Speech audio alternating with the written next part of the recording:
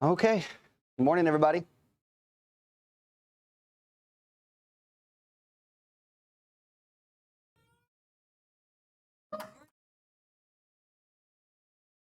We're in Matthew chapter 10. We've already discussed the calling of the apostles, Jesus choosing his 12, and we made points in that sermon and how crucial it is to be considerate of who we are calling to set about to go about God's work. Even Paul is going to give that same type of illustration or commandment, really, if you get down to it, when you get over to his Galatian letter, and he writes about those who are going to go out and to recover those that have been overtaken in a fault. Who are the ones to go and retrieve them? All right, Galatians chapter 6, verse 1, ye that are spiritual, they are the ones that go out to restore. As it comes to choosing the fisher of men, we need to make sure that we are choosing those that are spiritually minded.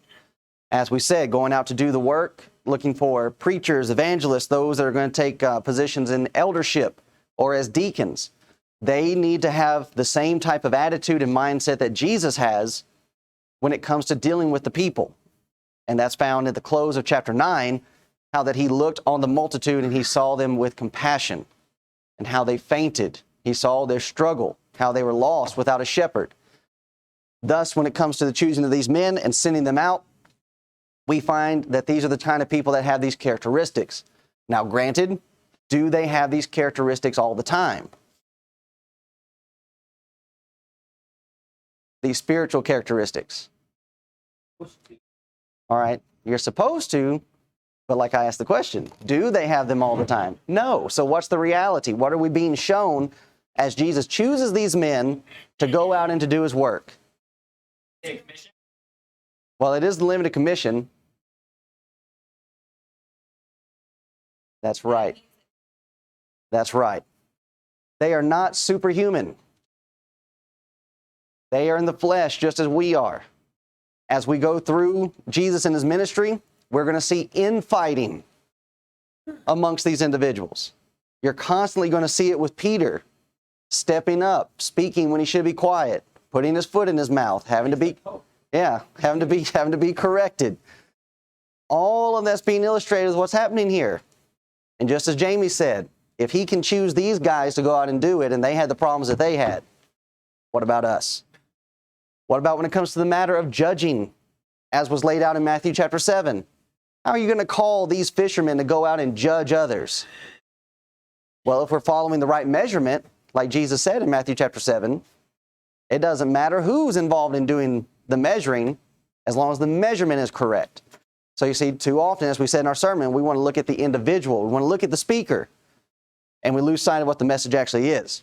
Now, we already have the answer to the next question I was going to have about this section in chapter 10 and what it's commonly known as. Most individuals view this as being the limited commission. But, though it is titled that way, that's not necessarily what it is. And even as Jesus goes through in discussing sending them out, what they're supposed to do, we actually find that Jesus makes a transition to where he begins speaking about another time. So as we have him sending them out, preparing them for what's about to happen, he's going to talk about things that are happening in this present moment, but he's also going to talk about things that are going to come in the future. So let's look at this. Verse 5 and 6. These 12 Jesus sent forth and commanded them, saying, go into the way of the Gentiles, go not into the way of the Gentiles, and into any city of the Samaritans enter ye not, but go rather to the lost sheep of the house of Israel. We have Jesus putting a limitation on the apostles. You have Jews that are going to Jews. Jesus says, do not go into certain places. But were the Gentiles and Samaritans excluded completely from what is happening? Was this really limited? And that's a question.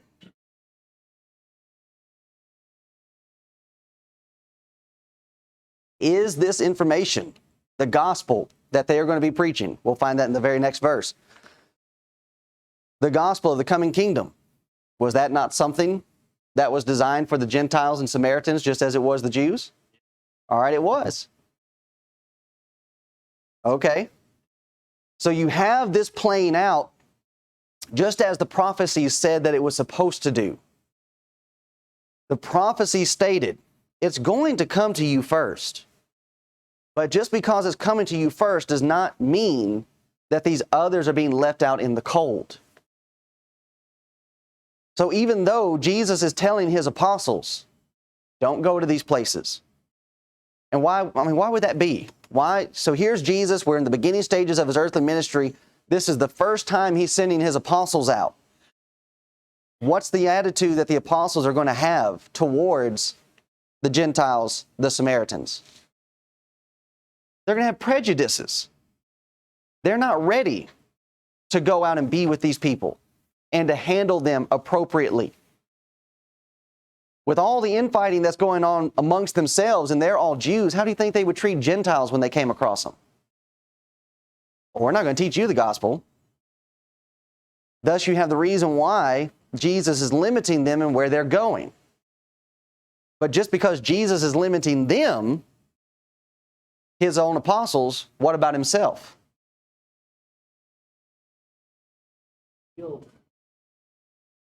Okay, Matthew chapter 8. He heals a centurion servant. That's a Gentile. Jesus is already mixing and mingling with this crowd of people. Where is it that Jesus set up his home base? Capernaum, which is where? It's above Samaria. It's in Galilee. But what prophecy did we say we need to make sure we hold on to? No, not quite.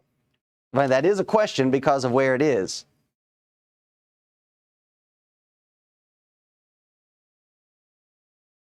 All right, he's up in Ephraim, Naphtali, northern section, which is also labeled what?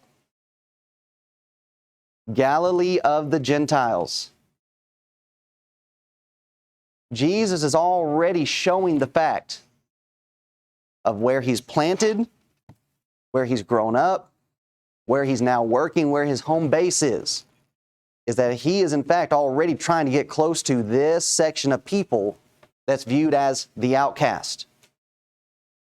And not only that, when it comes to this section here about not going into the city of the Samaritans, Jesus has already been there. In John chapter 4, in verse 4, it says very clearly in John's record, and he, Jesus, must needs go through Samaria. He went there on purpose. And if you remember from our Matthew chapter 4, we made a point when we were discussing verses 11 and 12, how that John 1 through John 4 fits in between Matthew 4:11 and Matthew 4:12. So as Jesus is telling his apostles, don't go into these cities, what has he already done? He's already gone into Samaria. He's already discussed with the woman at the well. And he's already preached to her. You need to turn your life around. Now, this is a huge point when it's considering the fact that he says, I must needs go through Samaria. Now, Jordan can't answer this because we've already talked about it. Does anybody happen to know what the natural mode of travel was if you were south? So, I know it was around. Okay. Samaria is smack dab in the middle of Israel. So if you were in the south and you wanted to go north, just like Adrian said, you wouldn't go through Samaria. You would go up, hit the border of Samaria, you would cross the Jordan River, go north, cross the Jordan River again, then finish your trip. That was the Jewish practice. They hated these people so much, wouldn't even go through their town. And you would risk forging a river. If you played Oregon Trail, you know how dangerous that is. Wow, no laughs. Oh, man. Okay. Well, just take my word for it. Going across a river is very dangerous. But that's what they would do just so as to go around it, not have to deal with these people. And that's the attitude that the apostles would have had. But yet here's Jesus, and he's going through there. You also take into consideration, notice what's happening in Luke chapter 10. Luke 10, 1 through 3, here's Jesus, and he's appointing 70 that are going out. After these things, the Lord appointed other 70 also, and sent them 2 and 2 before his face into every city and place whither himself would come. Therefore said he unto them, the harvest truly is great, but the laborers are few. Pray ye therefore the Lord of the harvest that he would send forth laborers into his harvest. Go your ways, behold, I send you forth as lambs among wolves. Now, what's missing?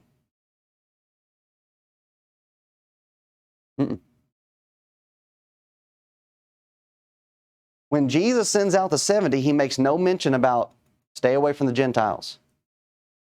Stay away from the Samaritans. Now, this is important because we have a section in the religious world that wants to view Matthew, Mark, Luke, John as purely being Jewish. That the message and the gospel that's being presented, that's for the Jews. There's another gospel and another piece of information that's coming later for the Gentiles. But if you're going to have that way of thinking, then you're going to end up meeting yourself, crossing over yourself, and being found inconsistent when you come to places like this. Who would it be? The dispensationalists. Independent fundamental Baptist, independent Baptist, particular. Those that would say, Peter's teaching one gospel while Paul is preaching another. That type of crowd. But yet here we have Jesus sending them out. He makes no mention of it. And if you're really paying attention, as we've already said and we've already discussed, you will find Gentiles intermingled in between what Jesus is doing with the Jews. I mean, even when you get to Acts chapter 10 with Cornelius. Cornelius is more of a Jew than most of the Jews are. And yet he's uncircumcised. How is it that Cornelius knew what to do? That he was already a God-fearing man. He prayed. He gave alms. He was being influenced by Judaism. Even though the Jews never really were evangelistic, but the Gentiles could view how a Jew was living, see the difference and see the blessing, the difference between the one true God and their false gods, and they would want to be involved in that. So all throughout this, we have it being shown to us and presented to us. God has never just flat out rejected or ignored the Gentiles. He's cared about them just as much as he has Abraham's seed. And especially when you remember where it is that everybody came from. Where did everybody come from? All right. Adam, but then something happened in between. Okay. Everybody comes from Noah. The Philistines, they came from the sons of Noah. It's all family. They're cousins. And they're all fighting with one another. Now, why is that? Because you have a section of the family that decided, well, we don't want to listen to what our fathers had to say about the one true God. And they go out and they make their own ways, and that produces a divide within the family. So as we go through, and we have God making all these condemning statements about the Philistines and the Hivites and the Jebusites and all those different ites in the Old Testament, a lot of people lose sight that God is punishing his people. The Gentiles belong to God just as much as Israel does. And Jesus recognizes that, while the Jews conveniently want to forget it. But also, we have a point that we want to revisit that we've already made. Who are the 70?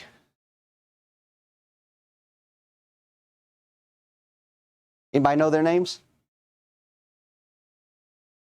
So here we are right back in Mark chapter 9. with the unnamed theys? How crucial are the ones that go without the recognition? We just have them named as 70. And it's also in this section, I believe, where John comes to Jesus and questions the one that's out casting devils, but he did not, he wasn't following after them. He wasn't part of their group that Jesus sent. And yet Jesus says, leave him alone. Those that are for us are for us, and they can't be against us. And yet we do not even know who that man's name, or we don't know that man's name, don't even know who he is. But yet here he is, he's out there doing what needs to be done. Here we are in a little map dot town. Who's really paying attention to what we're doing?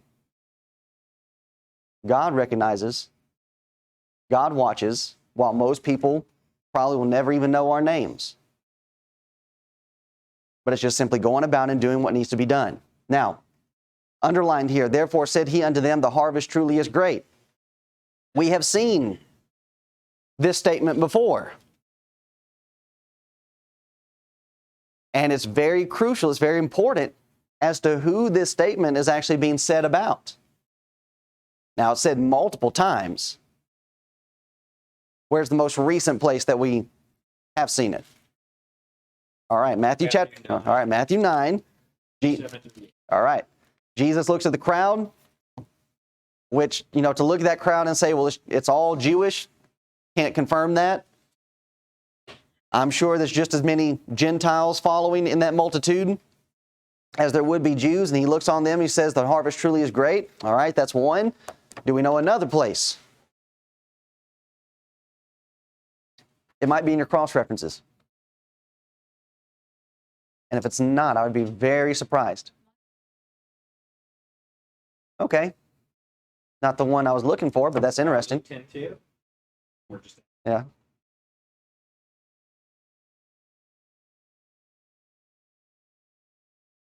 No, it's in the new. Notice here in John 4:35. Was it? Okay. John 4:35.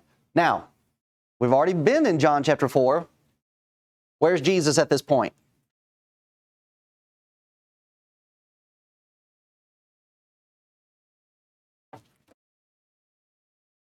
Yeah, Matthew 4:11 and 12. All right, there we go. Yeah, I was just about to ask. Geographically, where is he? He's in Samaria. This is after he's dealt with the woman at the well. And notice what he says. Say not ye, there are yet 4 months, and then cometh harvest. Behold, I say unto you, lift up your eyes and look on the fields, for they are white already to harvest. Who's the harvest in this context? Gentiles, Samaritans, the very ones Jesus is saying don't go to. He's not saying don't go to them forever, just not right now. But Jesus already has his eyes on them. He says they're ripe for the picking.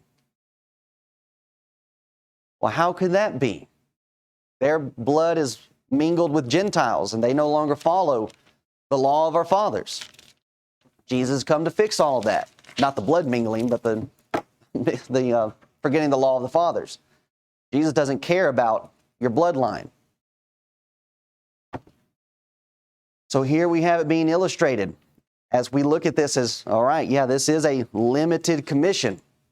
But Jesus is not drawing a hard, fast line in the sand and just saying, you guys are on the outside for now. I'm just focusing on the Jews. But also when we consider other points that we've looked at, Matthew chapter 1, as we went through his lineage, who's in the family tree of Jesus? Rahab, and who is she? Harlot.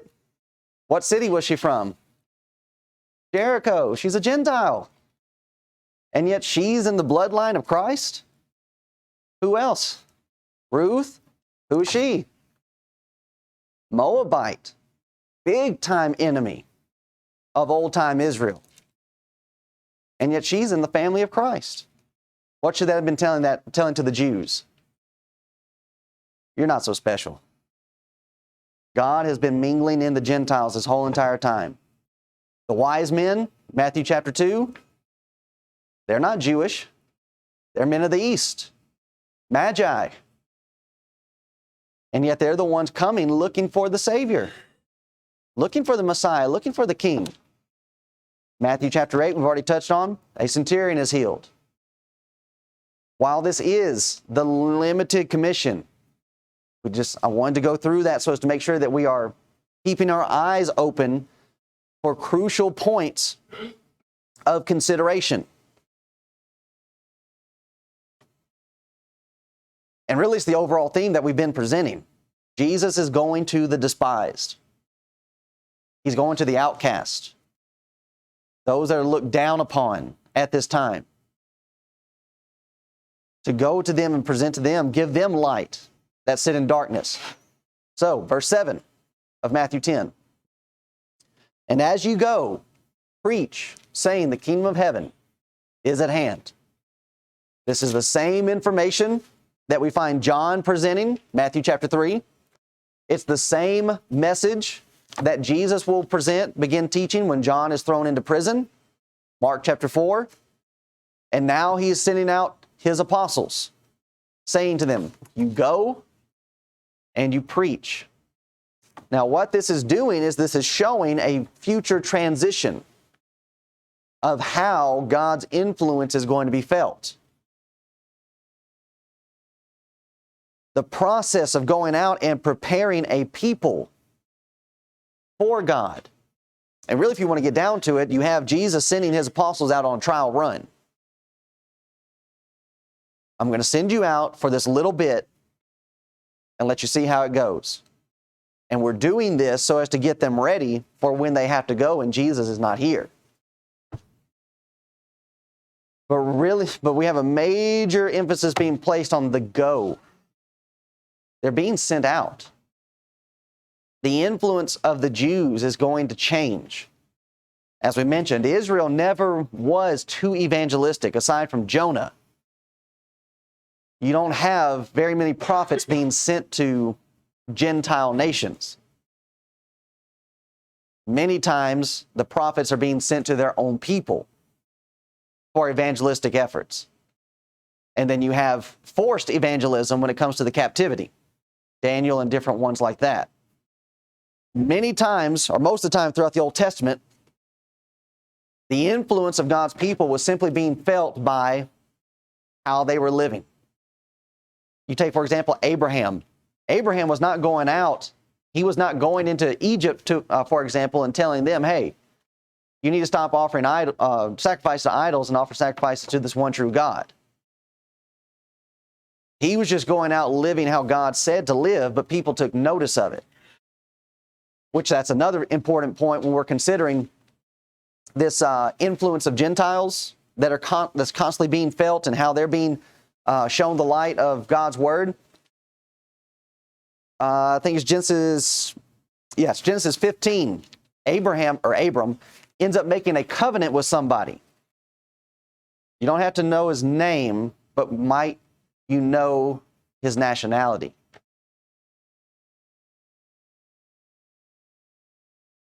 It was one of the kings. Oh yeah, okay.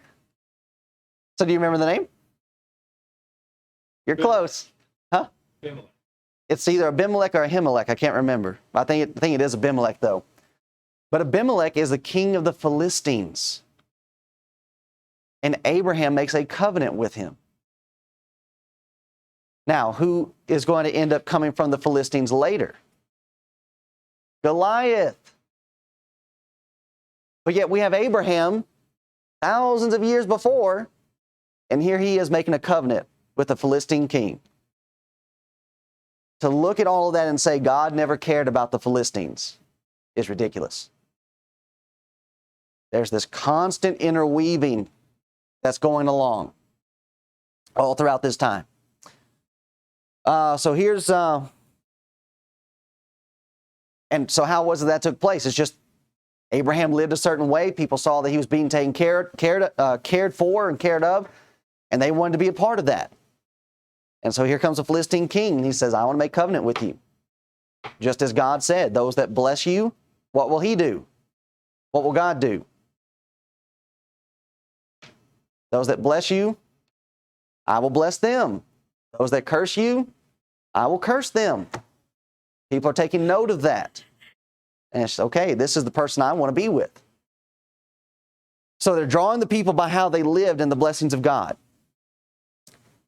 Now also, just for the sake of going through it so as to remove any type of confusion that individuals might have about the sending of the apostles, let's just go through quickly of a word study and deal with this term apostle.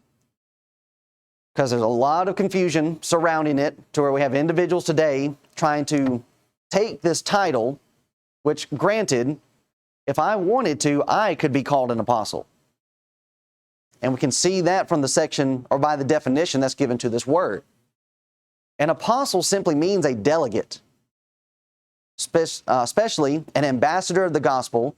So there's where the 2 Corinthians passage comes into play when Paul makes reference to the fact of how that he says we are ambassadors of Christ. He's not talking about everybody. He is specifically talking about the office that he and the other apostles have as being called of God and of Christ and sent by Christ. Officially a commissioner of Christ, apostle, with miraculous powers, apostle, messenger, simply it means he that is sent. So when you have, for example, John 1:6, there was a man sent from God whose name was John. John was an apostle. He was one sent. Simply what it means. Now you have a special category, distinct, what's happening here. John does not fall into this category of apostle because they are being sent specifically by Christ, by the King and by the head. Hebrews 3:1. Wherefore, holy brethren, partakers of the heavenly calling, consider the apostle and high priest of our profession, Christ Jesus. So even Jesus is referenced as being an apostle because he was sent by God from heaven. Now, this is where a lot of people end up getting confused with the term when it comes to Acts 14:14, which when the apostles, Barnabas and Paul, heard of, they rent their clothes and ran in among the people crying out. A lot of people who do not have the proper definition of what an apostle is, you actually have some that try to put Barnabas into the same category as Paul. But that's not the category that we have them being placed in. If anything, Paul gets a double category. He is an apostle in the high sense in that he is one that has seen Christ, been called by Christ, and been sent by Christ. The double portion comes into play when we take into consideration Paul and Barnabas have been sent by the church at Antioch. And that's found in Acts chapter 13, 1 and 2. Now there were in the church that was at Antioch certain prophets and teachers as Barnabas and Simeon that was called Niger, and Lucius of Cyrene, and Manaen, which had brought up with Herod the Tetrarch, and Saul.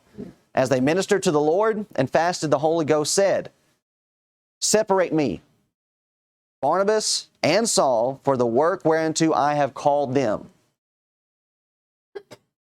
And the elders here at Antioch prayed, fasted, laid their hands on Barnabas and Saul, and sent them out. That's how Barnabas is an apostle. He is an apostle, a messenger sent from the church at Antioch. Acts 11:22. Then tidings of these things came unto the ears of the church which was in Jerusalem, and they sent forth, they apostolized Barnabas, that he should go as far as Antioch. So while I take the working title of an evangelist, if I've so desired, and it would look good on a business card, I could call myself an apostle. Because I have been sent by other congregations to come here and work.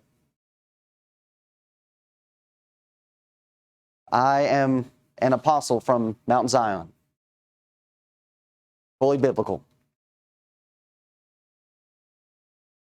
But with how individuals have misused this, it wouldn't be, it wouldn't be good to actually go about and designate in that form, in that fashion, because when we see that term apostle today, what are people trying to do?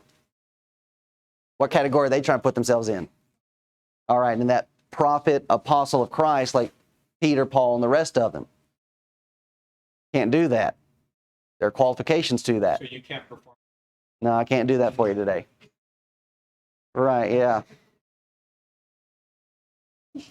So that's just a simple exercise since we're in this section of Jesus calling his apostles. Do we have apostles today? Not in that official sense. But we do have apostles today in the sense of we are sending forth individuals to go out and to do a work. So missionaries that get sent out into foreign fields. For all practical purposes, for all practical means, they could be called an apostle. But it's not wise to do that in the sense that people will misunderstand it. All right, and the language has changed to a large degree. So right there is a very good example as to what we're discussing, 1 Corinthians chapter 8, 1 Corinthians chapter 10. All things are lawful, but not all things are expedient. Not all things are beneficiary. It's just a backfire. And, having these verses laid out, lined out, and our own understanding, knowing the definition of these terms so as to properly explain these to individuals as to what's happening here contrasted to what Jesus is doing and how it is that Barnabas doesn't fall into that category. But here's what we have the apostles doing. Here's another qualification. So just like Adrian brought up, even though I could call myself an apostle, I don't fall into this category because notice what I'm not able to do. Jesus sends them out and he says to them, heal the sick, cleanse the lepers, raise the dead, cast out devils, freely ye have received, freely give. Now he's already started by saying, first, go and preach. That's number one. Number two, as you're going out and preaching, heal the sick, cleanse the lepers, raise the dead, cast out devils, freely ye have received, freely give. Confirmation of their message. Here are Jews going to other Jews, and they are giving the message, the Messiah is here. What are people going to think? And it's not hard to imagine because we have people today trying to pretend like they're Jesus. And what do people think? Crazy man. Who let you out the loony bin? What did they need? They needed these signs. They needed these miraculous abilities so as to confirm to the people, just like Nicodemus said to Jesus, we know you're a messenger sent from God because no man can do these gifts, can do these works except God be with him. Now, we have individuals today that would claim, and even some of our own brethren, that they would say, if only we had these miraculous abilities, how much easier evangelism would be. Okay, and we have this as proof. Here's Jesus, the apostles, 70 that are able to go out and do miraculous works. Was everybody saved? Was everybody convinced? No, they were not. Even with the miraculous ability, if you're a person that's caught up in sin and you don't want to give up sin, it doesn't matter what miracle you perform. If they don't want to change, they're not going to. And that's even what Jesus said with the account of Lazarus and the rich man. What did the rich man think? He said, I have 5 brothers. Send Lazarus back to them, because surely they will listen to somebody who's come back from the dead.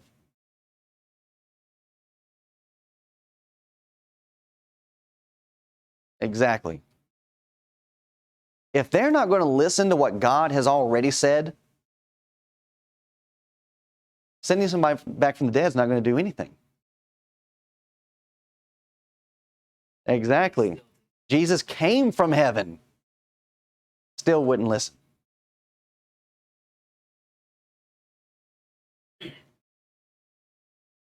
So here we have, early in the ministry of Christ and of the apostles, we're being shown what the purpose of miracles are. They're not just going out and performing miracles for the sake of performing miracles. You go out and preach first. Well, I don't know necessarily this is the truth. How do I know what you're saying is right? Notice the signs. Look at what we're doing.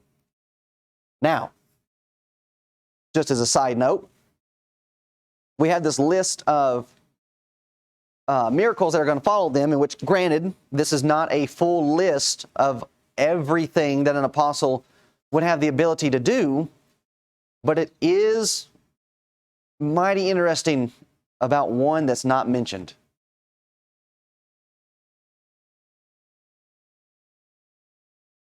Speaking in tongues is not in this list. Why? Where are these people going? Jews to Jews. Why would you need to speak in tongues when you already know the language? I was just going to say, even in this day, right now, we all speak English. We have the Bible. Speaking this language to our fellow man, and they still don't understand. Yeah. So if we could speak in tongue, maybe they could. Huh? Right. Right. Who tries to convince us by supposedly speaking in another language. I don't know that language. What you've said has gone in one ear, out the other. You've not edified me in any type of way, proven anything to me, because I don't understand what you're saying. There's no need for that, because you're just going to speak the language of the people. But if tongues are so important, as people say they are today, well, yeah, you just need that speaking in tongues so as to build up your faith and to build up your confidence. Well, here's Jesus sending them out on their first run.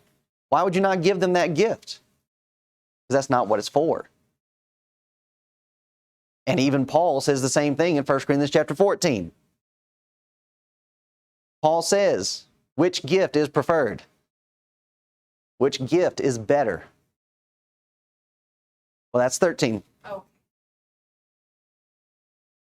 Prophecy.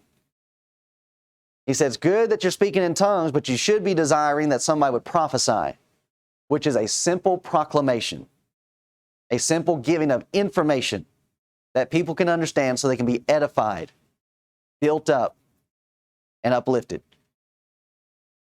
But it does go back into what Jamie was saying in 1 Corinthians chapter 13. Paul says, I can speak the tongues, men and of angels, but if I don't have charity, then it's nothing. And that's exactly right. To come in and to preach a message in a form, in a fashion that you can't understand and that you cannot get any type of application from, that's not loving. That's just me showing off and trying to have people look at me. But with Jesus sending out his apostles, he says to them, this is not what you're going for. What you're going for, and notice the, let's see, yes, back in, way back here. What kind of message are they going to be teaching to their people? Is this a positive or a negative? Look at the description. Positive or negative?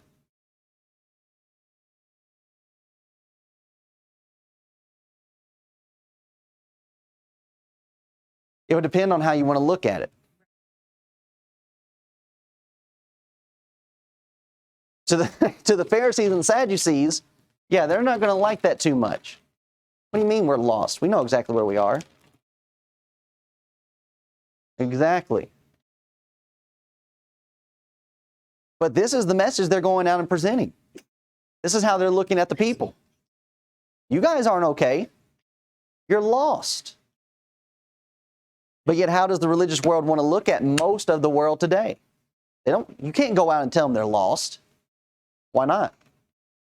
They need to know where they are. They need to know where they stand. And that's what Jesus is doing with his apostles. You go out, and this is what you're telling them. You're lost without a shepherd. Your leaders are leading you astray. You're needing to come into the kingdom which is at hand. Exactly. Which most people wouldn't deny that. But just the very fact that you have Jesus sending out his apostles like shepherd to gather sheep. And he's saying you need to come back into the place of safety. You've wandered out. And you need to come back. It's the same information. It's the same type of work that's being given to us. With the harvest and the being laborers. Go out and get them. But in being able to get them, you've got to help them to understand. You just show up on a person's doorstep. It's like, well, what are you doing here? Well, I'm here to teach you the gospel. Well, how dare you? Presuming that I don't know what the gospel is. See? They pick up on it. They realize what we're saying. And though it might be insulting to them, if they really were to take a step back and to consider, well, just how much of the Bible do you actually know? Well, not very much. Well, then how do you know that you know the gospel? Aside from what you've been told. So getting back to where we were here. Verse 8, 9, and 10. Provide neither gold nor silver nor brass in your purses, nor scrip for your journey. And scrip is not scriptures or a script like we would oftentimes do with our door knocking and things like that. That's actually a purse or a wallet. So no scrip, no purse for your journey, neither two coats, neither shoes, nor yet staves, for the workman is worthy of his meat. Jesus is throwing them out, and they're having a baptism by fire here. Confirmation of what Jesus has taught, Matthew chapter 6, 24. Does God not care for the birds? Does God not care for the lilies of the field? Will God not care for you as you go out to do his work? Okay, yeah, I believe that. All right, show me. Put it into practice. Trust that as you're going out on your journey, God is going to provide a place to stay, a place to eat, a place to sleep. So this is confirmation of the apostles' faith in his teaching. All right, Jesus, we've heard you say it. Now let's see if you make good on your promises. So it's not just a testing on the apostles' part, but it's even a testing on God's part. God, you said that you've done this. I'm stepping out by faith. Please don't let me down. And here we have the early establishment of what Jesus is also going to set up when it comes to the New Testament, the church, and the work of evangelists, preachers, elders, for that matter. The workman is worthy of his meat. You're doing work for the kingdom. What do you deserve? You deserve compensation. You deserve to be taken care of. 1 Timothy 5:18, the scripture saith, thou shalt not muzzle the ox that treadeth out the corn. The laborer is worthy of his reward. So here we have Jesus building on the Old Testament. That's what 1 Timothy 5:18 is a quotation from. The discussion that Paul makes of it in 1 Corinthians chapter 9 is a quotation, I believe, from Deuteronomy. The Levites were not given any land. They were given no physical inheritance. How were they taken care of? What is it? By all the rest. They labored in the tabernacle. They labored in the temple. They took care of the people spiritually. If I'm taking care of you spiritually, is it not worthy? Am I not worthy that I reap from you carnally? Absolutely it is. And so Jesus is laying out early that illustration, that premise. Those that labor and work in the kingdom desire or are worthy to be taken care of. Now notice 11 through 15. And into whatsoever city or town ye shall enter, inquire who in it is worthy, and there abide till ye go thence. And when ye come into an house, salute it. And if the house be worthy, let your peace come upon it. But if it be not worthy, let your peace return to you. Whosoever shall not receive you, nor hear your words, when ye depart out of that house or city, shake off the dust of your feet. Verily I say unto you, it shall be more tolerable for the land of Sodom and Gomorrah in the day of judgment than for that city. Now,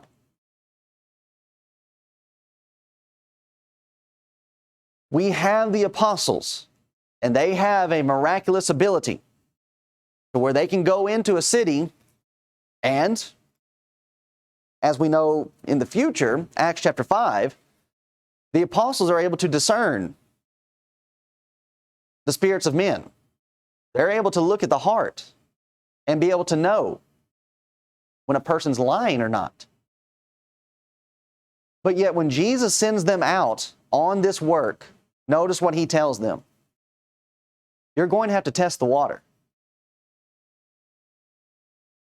He does not tell them to go to a city and wait for the Spirit to come and show up outside of the city and tell them whether they should go in or not. He tells them, whatsoever city or town ye shall enter, inquire who in it is worthy. There will be those that are not worthy. Here we see a line of distinction being drawn. There are the worthy and the not worthy. You've got to go in and find them. And certainly today, we do not have any of the miraculous ability that they had, so we have a part to play in determining this, just as they did. But we first have to go in. We first have to try. Just as we said, as being fishers of men. What do you do when you're going out and you're fishing? You test different spots. You've got to throw your lure out multiple times so as to be able to find who it is that you're wanting to get. And all of this is taking place before the shaking off of the dust off your feet. Most people want to just jump to that. They just want to skip over this section. It's like, well, I don't think those, what do you mean you don't think? Well, have you tried? Well, no, I haven't tried. Well, then you don't get to start making assumptions. You need to try it first before you start jumping to this area where you're just going to shake dust off your feet. And when you come into a house, salute it.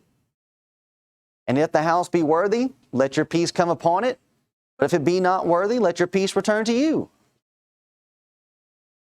So even Jesus is warning them. He's warning his apostles. Everyone is not going to listen to you. Now, what about for us? Is everybody going to listen to us? No. But we still have to go out and try.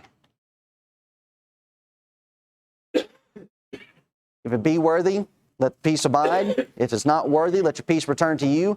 Whosoever shall not receive you, nor hear your words, when you depart out of that house or city, shake off the dust of your feet. How interesting it is that there's so much emphasis being placed on if they won't hear you, if they won't hear you, if they won't hear you. What about the miracles? That's not the important factor. The important factor is the words that you're presenting. That's what's going to save the individual. That's what's going to help them. They're needing to be taken back to the message and not get lost in the signs. So the value of their words is being presented and being pointed towards. Now notice this also. Verily I say unto you, it shall be more tolerable for the land of Sodom and Gomorrah in the day of judgment than for that city.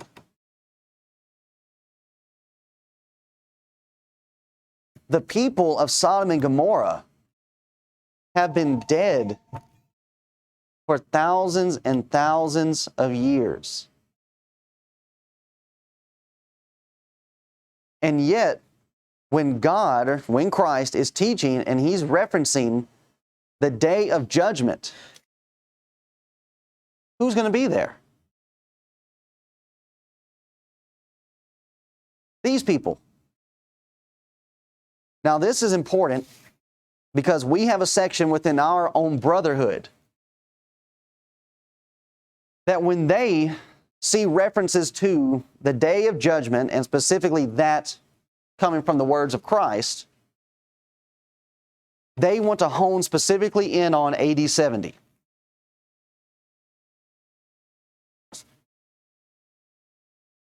But this verse messes them up. Because when they want to consider AD 70 as being the final judgment, and that is judgment coming on the Jews, Jesus in his own preaching and in his own teaching is showing that there is a judgment that's not just Jewish. Now, do I believe that there was a judgment specifically for the Jews? Yes, I do. It's clearly taught. But there are many judgments that are talked about in Scripture. I mean, you go through the Old Testament, and you constantly have that word judgment being thrown around. Judgment has come upon you. Judgment has come upon you. Judgment is coming upon you. But when we have this judgment, this isn't talking about AD 70. Because Sodom and Gomorrah is not going to be involved in that judgment. This is a judgment for everybody. I mean, again, who's Sodom and Gomorrah? Ethnicity, nationality. They're Gentiles. What are Gentiles doing in a Jewish judgment? We're not talking about AD 70. Jesus is in fact talking about something else, where all are going to meet on this day of judgment. And that all will have to stand and give an account. Now, here's where our transition comes in. When we get down to verse 16, we have Jesus now transitioning into discussing what's going to happen when he sends them out after he has gone. Behold, I send you forth as sheep in the midst of wolves. Be ye therefore wise as serpents and harmless as doves. But beware of men, for they will deliver you up to the councils, and they will scourge you in their synagogues. And ye shall be brought before governors and kings for my sake, for a testimony against them and the Gentiles. Now, what Jesus is describing here, deliver you up to the councils, scourge you in their synagogues. Does that happen in the limited commission? Does that happen while Jesus is on earth? No. So what he is in fact discussing with them is what's going to happen when I send you out after I'm gone. When I send you out, here's what's going to happen. They're going to take you up. They're going to scourge you. They're going to beat you. And none of this, I mean, they tried this with Jesus while he was alive, but most of the time they weren't willing to do it because they were afraid of the people. It's only towards the end when they finally had enough that's like, okay, we got to get rid of this guy. And then they killed Jesus, and then Jesus is gone, and who's the only one left to take the beating? The only one left are the apostles and the other brethren. But then also you take into consideration the verse 18 brings into the discussion that they're going to show up in the governor's court and the king's court of the Gentiles. Well, I thought you said we weren't going to the Gentiles. So what are they doing in this section of what Jesus is describing? Because we're not talking about the same thing. He's sending them out now And he's warning them of what's coming. Behold. Now, does some of this apply into what's going to happen in the limited commission, sending them out in the midst of wolves? Yeah, certainly. But when it comes to the rest of it, what's being described, taken before councils, beaten, showing up before kings, governors, and showing up before the Gentiles, that doesn't happen until later.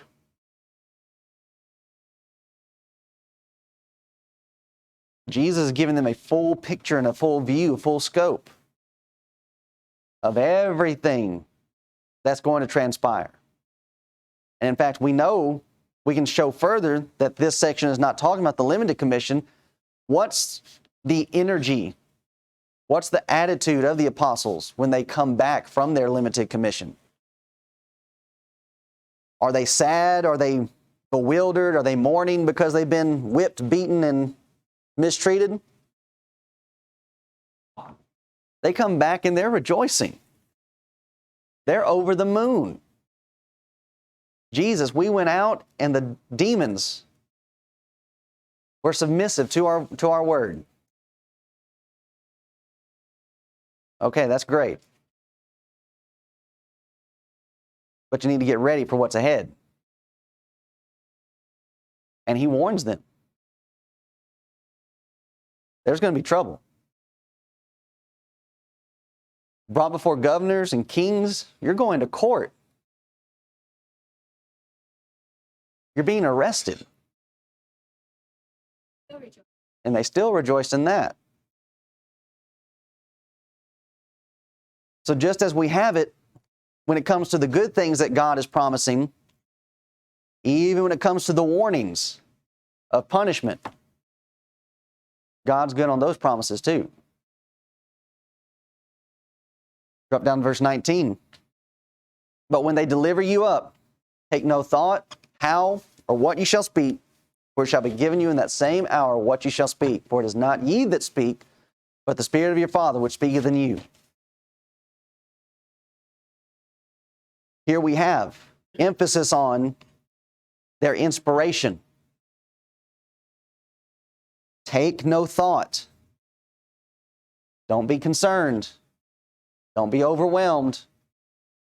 Do not be fearful. The method and the message. You are going to be given it.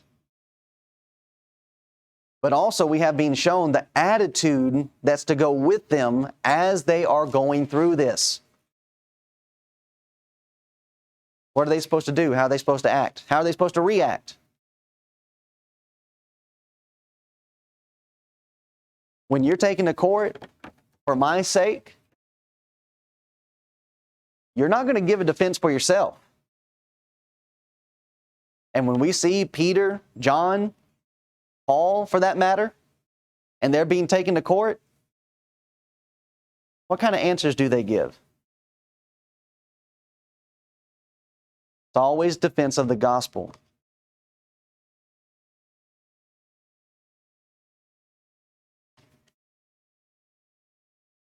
And oftentimes, when we find ourselves in these type of situations, or not even just these type of situations, if we found ourselves in a physical suit, we would be saying, okay, we need to lawyer up. Because I don't know the law well enough to be able to defend myself. But yet Jesus presents to them, when you're treated this way and you have this happen, for my sake, here's what you do. You do not try to build up a personal defense. You make defense for the kingdom. And you make defense for the gospel. And that you do not retaliate back on them. But instead you do exactly what Jesus said in Matthew chapter 5. What about those that mistreat you? Speak evil of you. Pray for them. You do good to them. You do not try to get down in the dirt, in the muck with them and get brought down to their level. But here's the response. You rise above that. And you continue to show what the kingdom is all about. 20 through 22. And the brother shall deliver up the brother to death, and the father the child, and the children shall rise up against their parents and cause them to be put to death. There's a lot of disruption that's being shown here.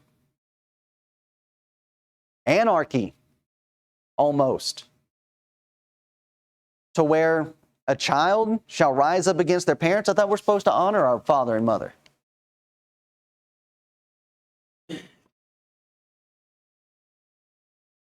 That's a misuse of that passage. I'm to honor and father my honor my father and my mother,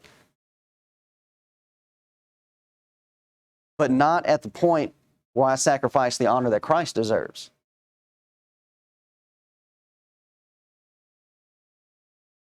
To where I would be willing to turn my back on my parents so as to follow Christ. And Jesus is warning them just how deep this is going to cut. Your own brethren are going to turn on you. Those of your own family. And is that really any surprise when you think about Israel's history? What was it that Israel, Jacob's sons, did?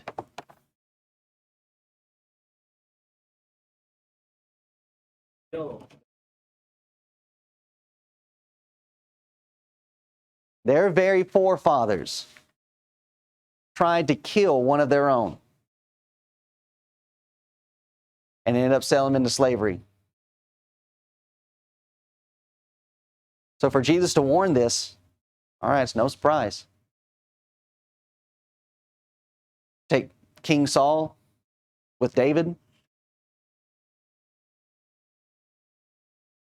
No surprise that this would happen, because that's what sin does.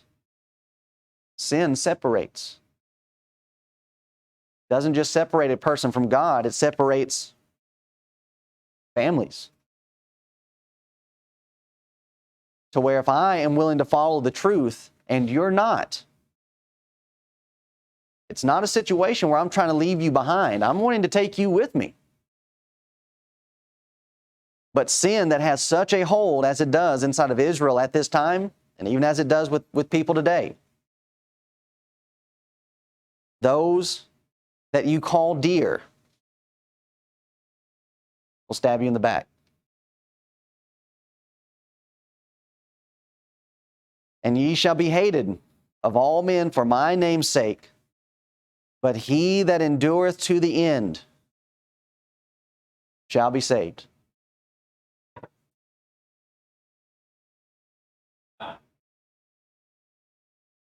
Yeah. A continuation. You are continuing so even here. Yeah, this is a continuation so as to be saved.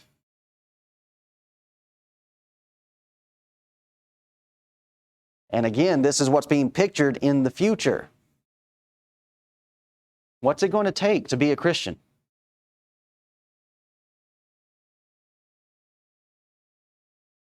Turmoil, endurance, to be able to make it to the end.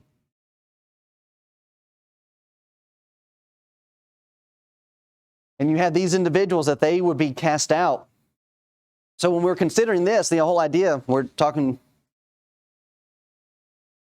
Jews to Jews, but not only that, as we're looking at the Great Commission and going out to the Gentile world and those that would be following after idolatry.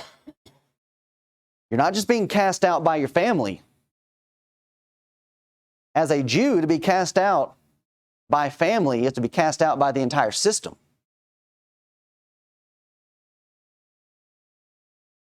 So you have it to a large degree similar to what would be the case with the Roman Catholic Church. They birth you, they marry you, they bury you. And it used to be in the mind of Roman Catholicism to not be blessed by a priest at the end of your life, to not be married or be buried in that holy plot of ground next to the church building, is a scary thing. That's what's going on here in Judaism. To be cast out by your family to follow Christ, you lose every bit of support. Not just your family turning on you, your religion is turning on you, your government is turning on you. Everything. Yeah, being able to buy, sell, all of it. You are out. And Jesus is warning, this is what's going to happen.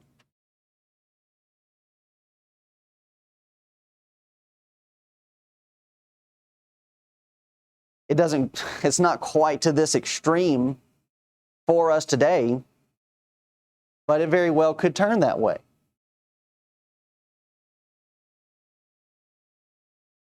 And especially when it comes to this section here, Jesus is warning his messengers, you are going to be hated. But what's the mindset of our brotherhood today?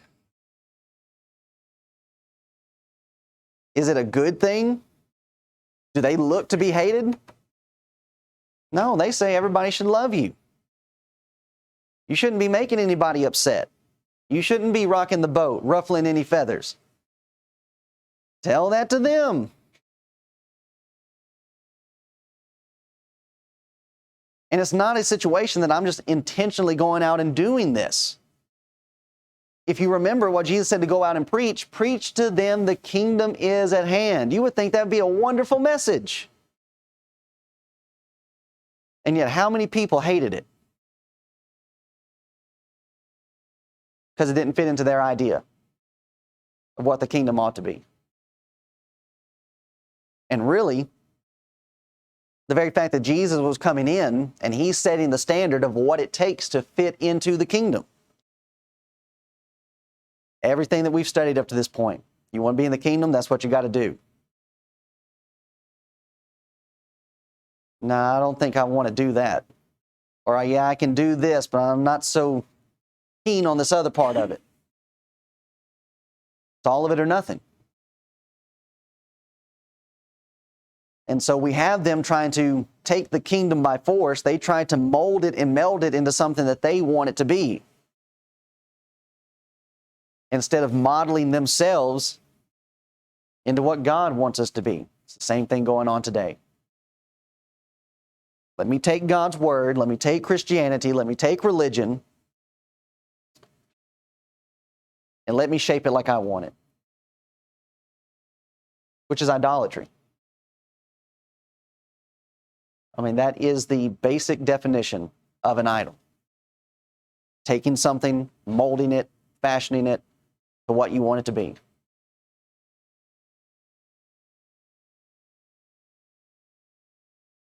And so time definitely got away from me. So we'll stop there, verse 22, because what's coming next, we'll have a little bit more area that we'll need to try to cover when it's discussing, ye shall not have gone over the cities of Israel till the Son of Man be come. Just like with judgment, meaning multiple things or specific things depending on the context, so is the case when it comes for Jesus discussing his coming or his return. So we'll pick up there next time in verse 23 to use that as a springboard to kind of get into something a little bit deeper. But any other questions, thoughts, comments?